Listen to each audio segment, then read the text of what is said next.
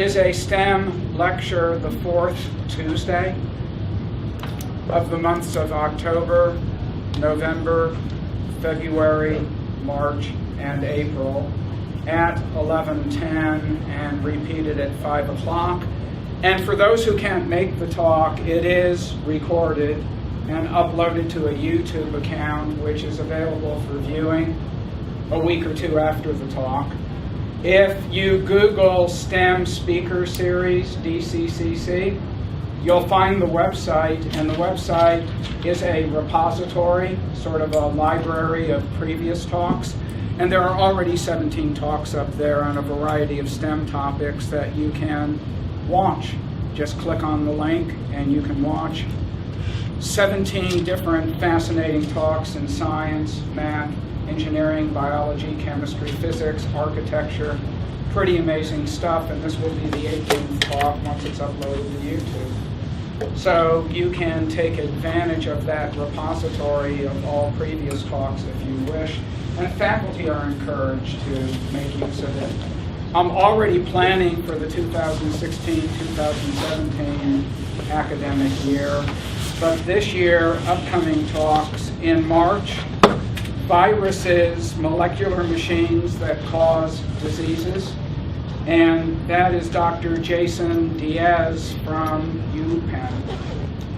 And then in April, our last talk of this academic year, Environmental Activism Today, all about the environment, and April is Environmental Month, and that's Dr. Russ Johnson. So 2 other talks, very, very interesting, coming up. Our talk today is what's new in microbiology. Advances so small you might have missed them. Get the joke? Microbiology, advances so small you might have missed them. And our speaker is Dr. Robert Suran, who got his PhD at Cornell University, majoring in biochemistry, molecular and cell biology.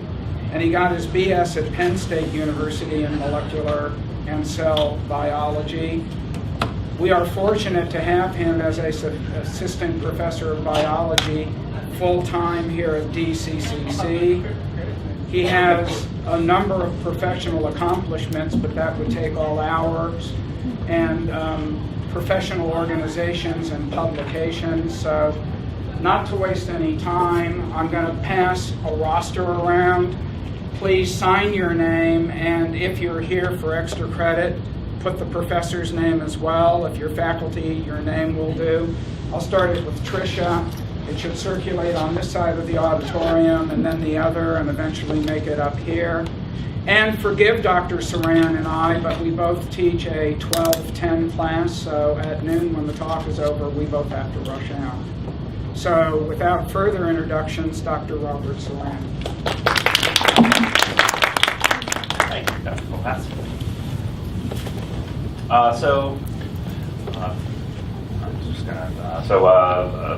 My talk is what's new in microbiology, and before really we got into talking about what's new in microbiology, I want to talk about what is microbiology. So kind of think about what we study when you're a microbiologist.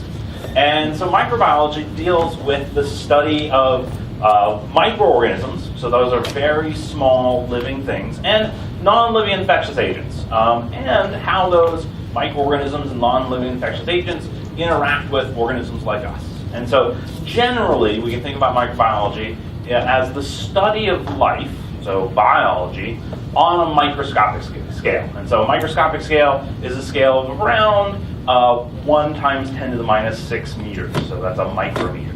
So things that you can't see with your naked eye, but are still alive. And sort of when I was putting this talk together, I wasn't entirely sure what to talk about, so I just picked a couple stories that I like. And so that's what I'm going to kind of regale you with today. So some things that occurred in microbiology recently that I think are cool stories, and stories that you might not have thought about. There involve things you might not have thought about when you think about microbiology. Because a lot of times when we think about microbiology, and especially from if you watch TV and you see soap commercials, you think about germs and infectious organisms and stuff like that. And there's a lot of other stuff going on in microbiology, and so I thought I'd talk about that other stuff. So I'm going to start talking about some relationships between some microorganisms and a squid. And then also, those microorganisms can communicate with each other through a process called quorum sensing. That's what I'm going to start talking about. Then we'll talk about the human microbiome, and that refers to all the microorganisms living on us and in us. And then sort of the last scientific topic I'm going to talk about is a topic called CRISPR and Cas9. CRISPR and Cas9 has really sort of changed or revolutionized a lot of the things that microbiologists do and molecular biologists do. And so I'm going to talk about how CRISPR and Cas9, well, what it is, because it's not the CRISPR in your fridge, it's something else. We'll talk about what it is, how it works in microorganisms, and then how we can use it in molecular biology and biotechnology. And then I'm going to finish up talking about careers in microbiology. So if you're interested in microbiology right now and you want to study microbiology, what can you do in the future using that knowledge? What sort of things can you do? So first let's talk about symbiosis and communication. And this talk we're going to talk about two different organisms. One is a little squid called the bobtailed squid, which lives around Hawaii, in the waters around Hawaii. They're very cute. You can see there's a finger, there's a bobtail squid, so they're not very big. And then also, the bobtail squid has a relationship with a type bacteria called Vibrio fischeri. And so these are some Vibrio bacteria. They're not actually Vibrio fischeri, but Vibrio fischeri will look just like that. This is actually Vibrio cholera. That was the only picture I could find. But the cool thing about Vibrio fischeri is that it is bioluminescent, so it makes its own light. And so this is a culture of Vibrio fischeri streaked on a plate in the dark. Okay, so you see it looks kind of green. It looks kind of green or blue-green because it's actually glowing.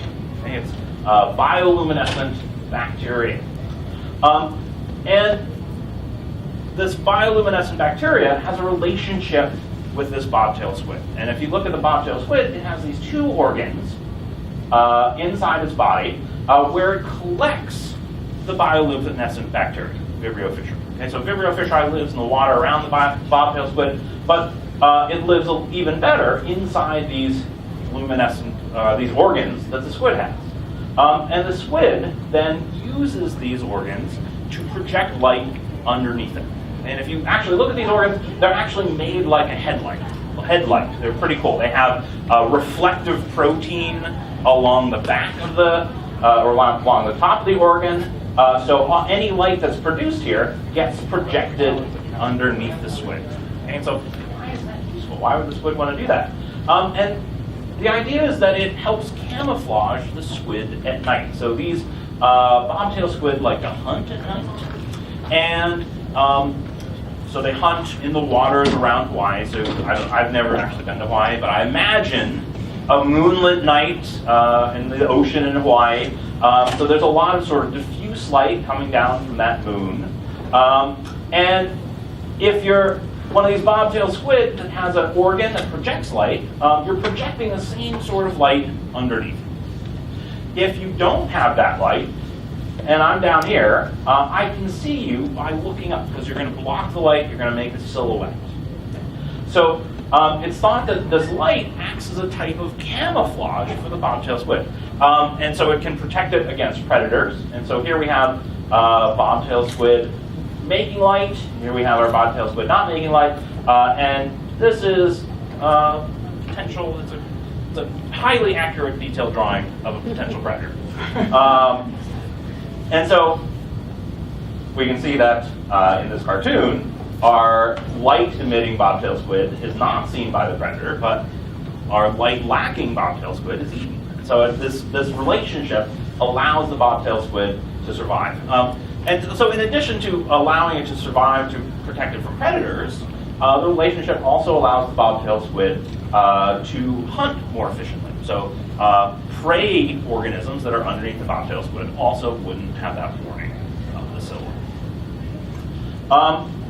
So this is a picture of a bunch of Vibrio fischeri, or actually a bunch of Vibrio fischeri over here, and a single bacterial cell here. And if you have a whole bunch of Vibrio fischeri and they emit light, that produces a good bit of light. You can see this kind of glow coming off of them. But if you have a single cell, it doesn't produce much light at all. Okay? And so it costs this bacterial cell the same amount of energy to make light as each one of these bacterial cells in the big column. So, but for the squid, it's not useful to have a single glowing cell. It is useful to have a bunch of them. Okay? So for the bacterial cell, it only wants to make light when there are a whole bunch of them. Okay? And that's actually what we see happen. So if you have an individual bacterial cell, Vibrio fischeri, they don't make light. They don't make any sort of detectable light by themselves, but if you have a big group of them together at high concentration, they will start emitting their own light. And how do they do that? So these bacterial cells have a way of determining how many neighbors of the same cell type are in their solution. And that is called quorum sensing. It's microorganisms communicating with each other. And how does that work? So this is a diffuse culture of Vibrio fischeri, and this is just a little representation of their genome. There are a couple different genes on this genome. One is this gene called LuxI, and that gene encodes an enzyme that makes a signaling molecule called AHL. Okay, so this LuxI is always on, and each cell is making a constant rate of AHL and secreting it into the environment around it. The genes that make the bacteria glow are encoded in this box here, this LuxCDABEG box. And at low concentrations of AHL, these genes aren't made. Okay, so the genes that light the bacteria up are not made at low concentrations of AHL. But if you have a lot of cells at a high concentration, that's going to increase the relative concentration of the signaling molecule of AHL.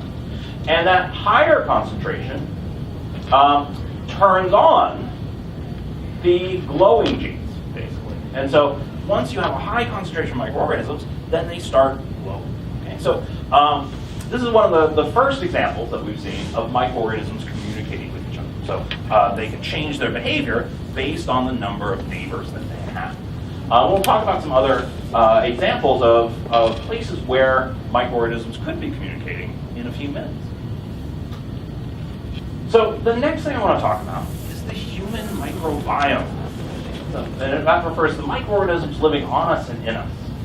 And when we look at a human body, we estimate that we have about 3.7 times 10 to the 17 human cells that make up our body. That's a very rough estimate. Different people have different numbers of cells.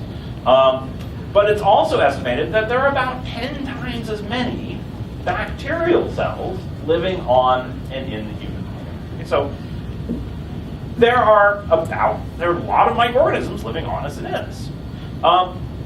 The problem is that identifying them is difficult. Okay, there's another estimate that only about 0.1 to 1% of all microorganisms can be easily cultured in a lab. Okay, so if we try and culture the microorganisms living on the human body, we're missing 99% of them to 99.9% of them. So nearly all of them. So how do we figure out what microorganisms are living on us or in us? And the way we do that is DNA sequencing. Okay, so we can sample the microorganisms living on us, isolate single cells, and sample the DNA of each of those cells. And so we can then sequence that DNA, and then based on what we know about other microorganisms, we can see where these microorganisms are related. So kind of like we can figure out their relationship by the similarity of their DNA sequences. Okay? So there's been a project looking at the human microbiome called the Human Microbiome Project.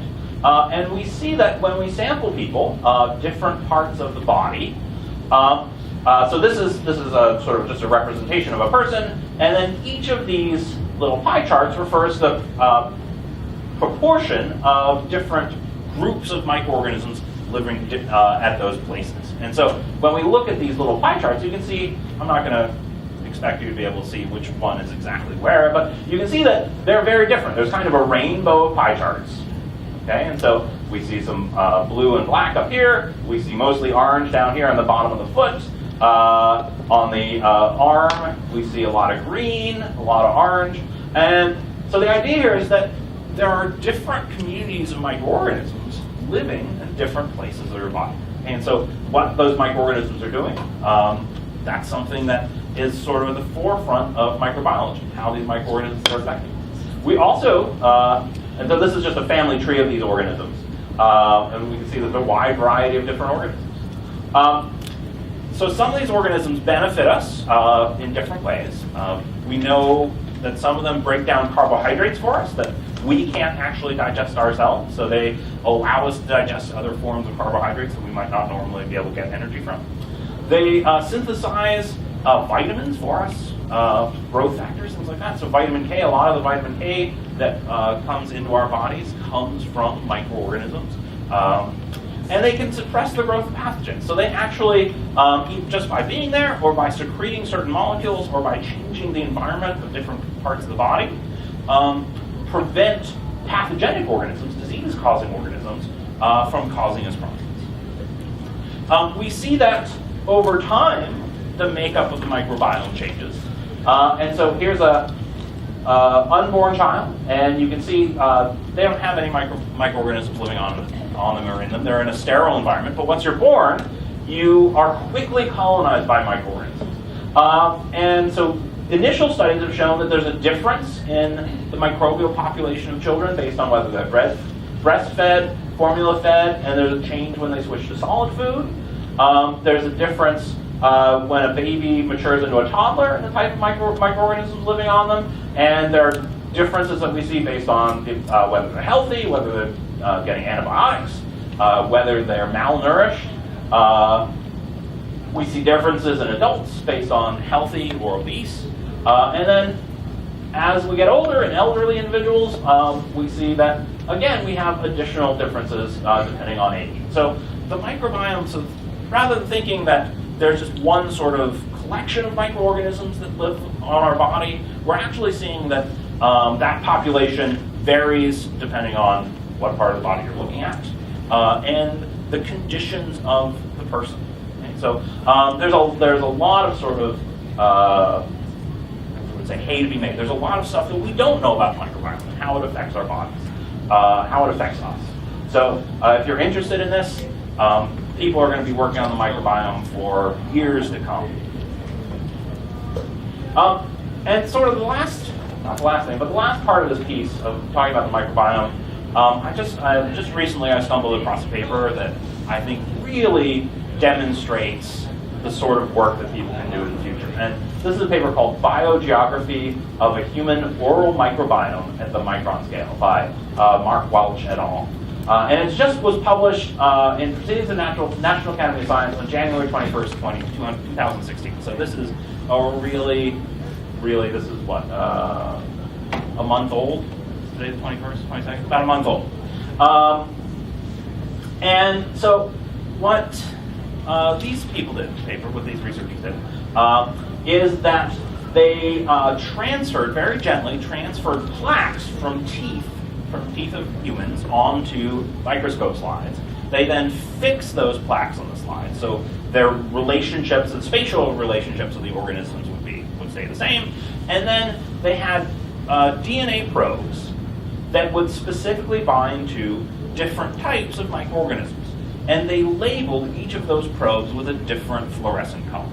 Okay? And so basically, they can paint different types of microorganisms different colors. And they asked, where are the different microorganisms on the plaque? Are they all together? Are they all mixed around? Or do certain microorganisms live in certain spaces? And so they saw things like this, and this is just, I think this is just pretty.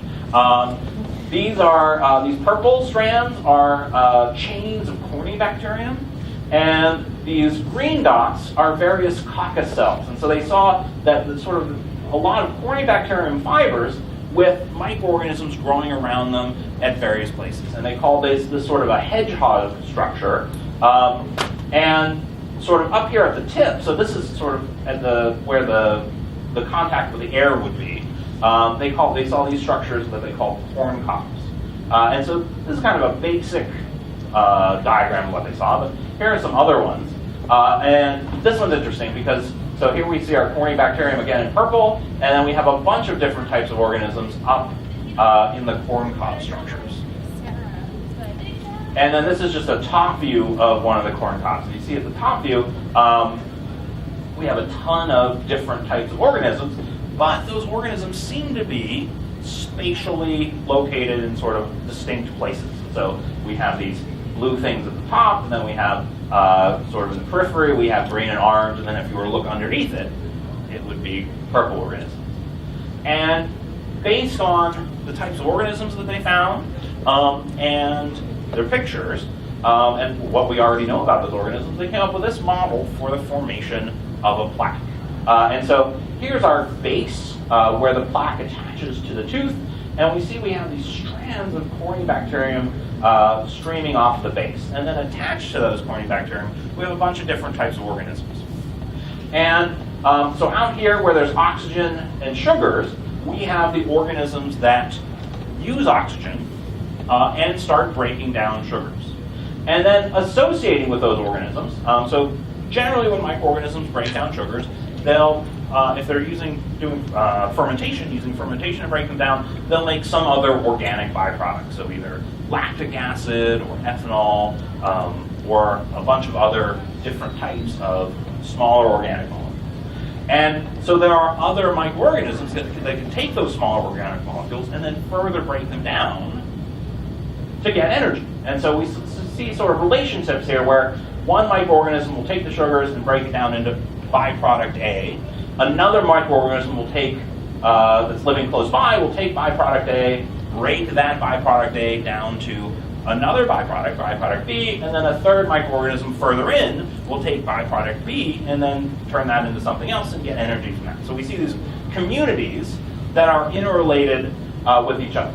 And then also in the middle here, we see a region of anoxic microorganisms. So microorganisms that are growing, that like to grow without the presence of oxygen. And so these microorganisms at the edge are actually protecting the anoxic microorganisms from the oxygen. So these microorganisms at the edge are using up all the oxygen before it gets down into the middle of the plaque. Okay, and so again, so this is really neat. I mean, we're starting to actually tease out relationships between different microorganisms that live on us. And so the last sort of scientific thing I want to talk about is CRISPR Cas9. And CRISPR Cas9 is a system that has sort of taken microbiology and molecular biology by storm. If you do a search for CRISPR Cas9 on Google, you will get millions and millions of hits. There are catalogs entirely based around things you can do with this system. And I'm going to talk about what this system is. And so CRISPR acts as an immune system for microorganisms. And it protects microorganisms from viral infections primarily. But we have taken this system and we started using it in biotechnology.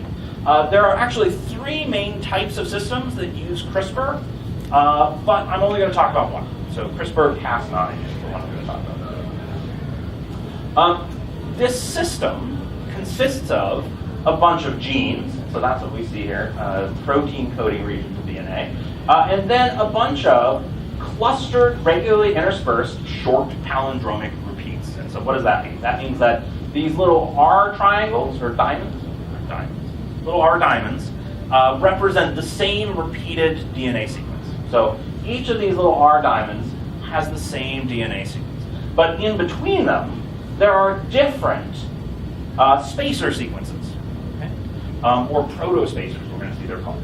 And this is our CRISPR repeat. Okay, so it's a series of a section of DNA that has a repeated sequence, and then a specific spacer sequence, and then the same repeat, specific different spacer, same repeat in this sequence. And so this is what we call a sensitive parent strain. This is the DNA you would see in an organism that might be sensitive to a particular infection. So if that organism gets infected by something, by some virus, some small percentage of the infected organisms will take a piece of that viral DNA and insert it as a spacer. By inserting that piece of DNA as a spacer, it allows the microorganism now to fight off that virus. Okay, and so let me talk about how that works. So here again are our spacers. So the black lines here are the repeated sequences. The colored lines are the non-repeated sequences. So if we go back to this picture, the R regions are the black lines, and then the S's, the spacers, are different colored sequences. So what the cell does is it uses this DNA as a template to make RNA. This RNA are called CRRNAs because they come from the CRISPR repeats. And so there's one for each spacer, and each of the spacers then has the repeated sequence at the end. Okay, so the colored regions of these RNA molecules are different, but the black regions are all the same. There's another RNA that the cell makes called a tracer RNA, and that tracer RNA has a region that binds to the repeated RNA. Okay, so the tracer RNA and each of these different CRISPR RNAs get together because this region on the tracer RNA can bind to that conserved black region, the repeated region. Okay, so each of these different CRRNAs has the same black sequence there. Okay, so each of these molecules forms a complex. That complex then binds to a protein called Cas9. And Cas9 then uses the spacer region, which you remember came from the infecting microorganism, to identify new infections by that microorganism. Okay, so whenever that spacer binds to a piece of DNA, which is going to come from an infecting virus, Cas9 recognizes that piece of DNA because the spacer targets it, and then makes a double-stranded break. So it cuts the DNA up, which prevents the virus from attacking the cell. And so it's a simplified sort of immune system that microorganisms can use to fight off viral infections. So what we use, though, we've taken this system and we can use it to make double-stranded breaks in basically whatever piece of DNA you want. So the first thing we do is we make a spacer region that matches the piece of DNA we want to break. And you can buy these in a catalog where you can insert whatever spacer region you want that's already linked to the tracer RNA. So you make that hybrid RNA and introduce Cas9, and now Cas9 with the hybrid RNA will find any piece of double-stranded DNA that binds to that spacer region and break it. And this can happen inside a living cell, so while a cell is alive. And so why is it useful to cut DNA at specific sites inside living cells? And that it's useful because of the way cells repair broken DNA. So here we have a nuclease-induced break. So Cas9 has cut this piece of DNA. The way cells repair double-stranded DNA breaks is they look for similar pieces of DNA, pieces of DNA that have similar sequence, and use that as a template to fix the break. So we can introduce any sort of donor piece of DNA we want, along with the Cas9 and our specific tracer RNA. And when Cas9 breaks this template DNA, our donor DNA will be used as a repair template, and we can get precise modifications of that piece of DNA. Okay? So we can change the DNA of living cells using this system, which is something we really haven't been able to do very efficiently before this point. So kind of the idea here is, one of the ideas, is that if you have someone that has a genetic disease that consists of a small series of mutations, you could repair that genetic disease with the right tracer RNA, the right CRISPR repeat, and Cas9. Other things we can do with it, we can use it to reversibly knock out genes in living organisms. So we can turn the CRISPR on and off inside cells, and so we can have a cell that's making CRISPR, and that'll specifically bind to a particular gene and turn it off. But we can also turn that off, so we can turn the CRISPR off, and then the CRISPR will stop breaking whatever DNA we need to break, or we want to break. We can also use inactivated CRISPR. We can use the guide RNA to bind to things inside living cells. And so we can actually link the guide RNA to fluorophores, so fluorescent molecules, and look at specific molecules inside the cells. So that's kind of the last of the topics I wanted to talk about. Now I just want to talk about microbiology and you. So what sort of careers involve microbiology? A lot more than you might think. And I've sort of broken this down based on degree level. Okay, so at DCCC, you learn an associate degree, and just having a biology associate degree with courses in microbiology can qualify you to be a laboratory technician, or it can allow you to transfer to baccalaureate programs. And so the sort of courses you want to take here, you want to take biology courses, life science courses, chemistry courses, so things like Chem 110, 111, Chem 200, Chem 201. Physics courses, mathematics courses, computer science courses. If you get a baccalaureate degree from a four-year institution, you could become research assistant. You could be a microbiologist that's involved in food. So there's a lot of microbiology involved in food safety. So there are a lot of opportunities for people who are interested in microbiology, looking at food safety. There are also industrial microbiologists, so people that produce, grow microorganisms on a large scale. For example, you think about insulin right now. So if you're diabetic and you take insulin, all of the insulin that's commercially available today is made inside microorganisms. So if you want to get involved in that, a lot of opportunities. Environmental microbiologists. We have, as we learn more and more about microorganisms, as it becomes easier and easier to identify them, we've found that we can learn a lot about the state of something in the environment by analyzing the microorganisms that are living there.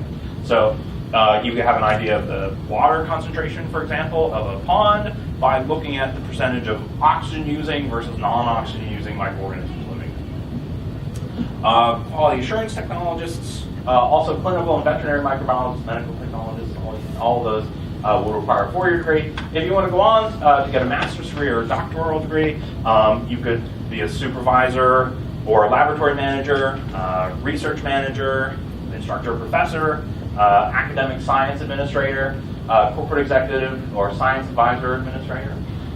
The most interesting thing to me, though, is what you can do with microbiology if you combine it with another degree. So you can get involved in scientific sales, technical support, science writing.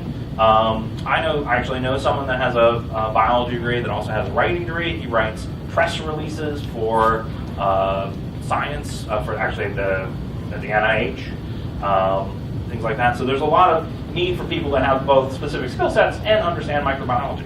I also know someone who has a microbiology degree and a law degree, and so she works working with patents. She's a patent lawyer, and so she can look at specific patents. She understands the law behind them, but then she also understands all the science behind it as well. So there's a lot of things that you might not think of initially, where having a degree in microbiology can help you out in another field as well. Okay. And I just have a quick advertisement. So if you're interested in this topic, the stuff that I've talked about, we have two courses that are really sort of appropriate. We have Bio 240, which is general microbiology. It's going to be taught in the first time in fall 2016. The prerequisites are Bio 110 and Chem 110. And that is a microbiology course aimed at people that want to go on into the sciences or want to go on to get medical degrees. So if you want to go to med school, Bio 240 would be appropriate. We also have Bio 250, which is genetics. We're going to talk a lot about sort of the more molecular side of things in genetics. That's taught in the spring, and the prerequisites for that are Bio 110, Chem 110, and Math 51. So spring 2017 will be the second time that course will be taught. If you have any questions, you can ask myself, or Professor Deveni back there is going to be teaching Bio 240 in the fall. And then that's what I have. Does anyone have any questions? We have time for questions, so take advantage. Russell? What jobs do you get with a master's in microbiology? I missed that. Oh, jobs you get with master's. So I kind of merged master's and doctoral together. Generally, things like research manager, laboratory manager, sort of jobs where you have some knowledge, but you're sort of the higher level jobs are often limited to PhDs. But there are a number of sort of more independently working positions that you would be able to get with a master's degree. One field I'm kind of interested in is it's partially genetics and partially stem cells. There's this field I hear about where they're trying to create food in a laboratory instead of using a farm. Like you could like grow meat from cattle in the lab instead of using animals or crops in the lab too. I'm just wondering, like, so does that also use like genetic engineering to engineer these foods and plants as well? It depends, I guess, is probably my, without knowing the specific model, how they're specifically doing it. Some of them might be genetically engineered, others might not be. And I gotta say, I'm not entirely familiar with that. I do know, people have been trying to grow sort of meats or eukaryotic animal cells in culture for a while. Usually they're most successful with immortalized cells, so cells that come from cancers, basically, because they will just continue to grow exponentially. It's a lot harder to get, it's a lot of mature sort of normal cells to grow like that. But there are a lot of people that are doing a lot of sort of different things with that. I mean, one sort of, as a tangent, you made me think of, I just saw it, I didn't get a chance to read the article fully, but they had announced there's the idea that we can 3D print cells on the surfaces, and they're using it for organ replacement. So someone made an ear where they had a 3D printed substrate that looked like an ear, and then they took cells from that patient and actually put them on that ear, and then that could be used as a transplant. Can I just ask, Yeah. so like when it comes to cancer cells, the oncogenes are the one responsible for the constant replication, correct? So you could use this CRISPR Cas9 thing to turn off those oncogenes theoretically in cancer cells. Theoretically, yeah. I mean, that's one, you could then correct them, basically. Yeah. And so the problem, I guess the problem that we've always had with gene therapy is accuracy. Because we just saw 10 to the 13 cells. Right. So you need a really high accuracy to prevent random mistakes. And anytime you have a random mistake, there's a chance you actually could make a new oncogene. And once you have oncogenes introduced into a cell and it becomes cancerous, even if you just have one out of that 10 to the 13, suddenly that cell is going to start reproducing uncontrollably. And so that's always been sort of the big bugbear with gene therapy. And so Cas9 doesn't look like it's going to be, it may not be accurate enough, but it might be. And so that's kind of a thing that people are looking at for the future. Yeah. So in the front and in the back. Okay. That was my question. Okay. Is the Cas9 and the CRISPR currently just research, or are they actually applying it yet?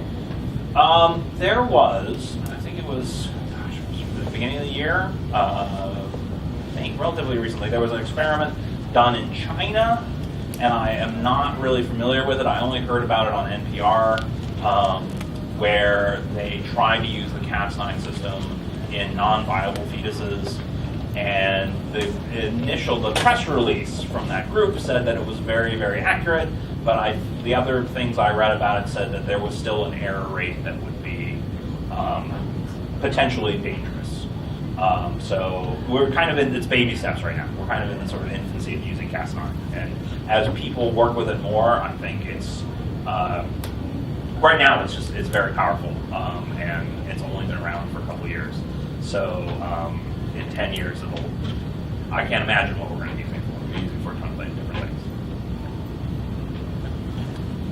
After you earned your bachelor's degree, did you go straight to a PhD program or did you do the master's then PhD? I went straight to a PhD program. You can do it both ways.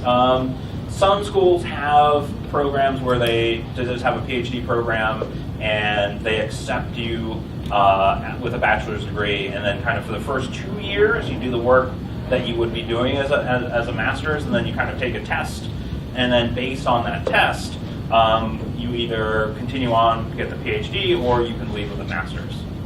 Oh, okay. Yeah. Race. Any other I questions? had heard that there were breakthroughs, major breakthroughs in cancer. Is this some of them where This you is go? probably related to some of them. Where you go back? I was watching intently when you were talking about the piece that they make up and they put in to reverse. And I think it was before you talked about the Cas9 stuff.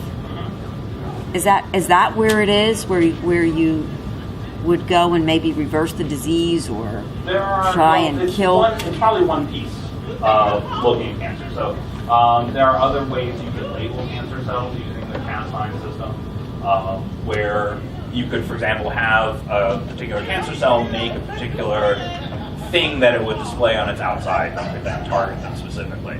But then there are other things that we're doing as well. There's also been a revolution in DNA sequencing technology. So I remember when I was in graduate school, the idea that you could sequence the human genome was like, that was a pipe dream. No one thought that would be possible because it was so big. And then, so we've had this human genome sequenced for a number of years. Now people are talking about being able to sequence individual people's genomes for under $1,000. And that's probably within the next 10 years. That'll happen. And that would be how you would cure cancer? So we can look at individual cancer cells. If you sequence the genome of a particular cancer cell that a particular person has, you can figure out what's going wrong with their individual cancer. Let me back up. So the problem with cancer isn't just one disease. There are 60 or 70 different things that could go wrong in a cell, depending on what cell you're talking about, that could give you cancer. And so different people have different combinations of those things going wrong. And so that each of their cancers would need to be treated in a different way. Does that make sense? It does. Yeah. But is this what you just said? The individual genome? Is that the way that you would get to all of them, or do you have to treat all 60 of them? Well, that would tell you what's going wrong. Yes. Yeah. It's and then based on that, you could then develop a treatment. Interesting. Thank you. Any other questions? So what's the difference between Bio 230 and 240? So Bio 230 is, and so the difference is going to be more extreme soon. So right now, Bio 230, because so initially, I'll go back and tell you the story, the history. So initially, Bio 230, we just had one course, and it was aimed both at science majors and health professions majors. And over time, we found that the vast majority of our 230 students were health professions majors. Initially, when the course was developed, it was developed specifically as a science course. And so we've noticed that we changed what we were teaching over time. And so we decided to kind of split Bio 230 into Bio 240, which would be directly aimed at the science majors, and then 230 we are looking at revising in the future for science for health professional majors, the rest of it. I just wanted to add the idea of transferability because that Yes. was something else. When we initially offered 230, it was designed more as a science course, and it would transfer to places like Westchester as an either-or. Either their majors course or their health science micro. And then now, Westchester won't accept our Bio 230 course as a majors course. So we had to develop a new course to meet the transferability for places like Westchester and Temple. So that's another issue, is how the courses transfer. So if you're taking that now, you can't transfer that next year? It will not transfer to Westchester. They have 214 and 204, and so it will not transfer as the majors course to Westchester. It transfers as their health science course. The 230 does. Time for one more question. Are there any? Okay, well, let's thank Dr. Suran. If you have any other questions about this, anything I talked about, I have some references. You can just, if you want to just email me, I can get them to you. And if you didn't sign the roster, please And come what up. are you 'cause planning we've to gotta leave in a transfer couple of into? minutes. Is there anyone who needs to sign? At that? what school? Westchester.